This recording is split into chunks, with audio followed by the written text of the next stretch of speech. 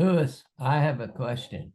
Yes, James. Our particular organization, our typical contributions are $25,000 and up. Congratulations.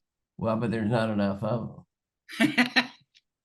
Okay. Your model here, which seems to make a lot of sense and is aimed at somebody's local community, how do you build personal relationships with the Bradley Foundation, for example, or the Smith Foundation down in Boca Raton, Florida? The whole world runs on personal relationships, but it's difficult to get to know board members, for example.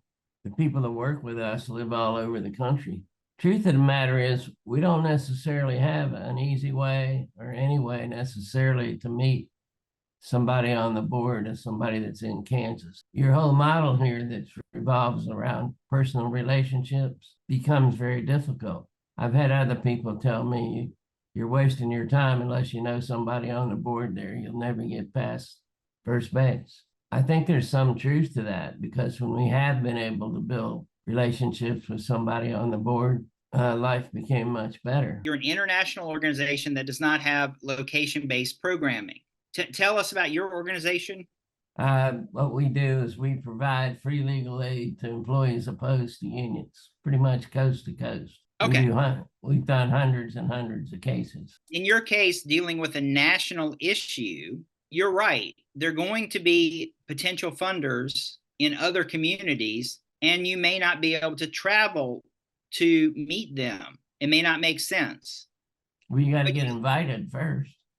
Picking up the phone and making that call often opens doors.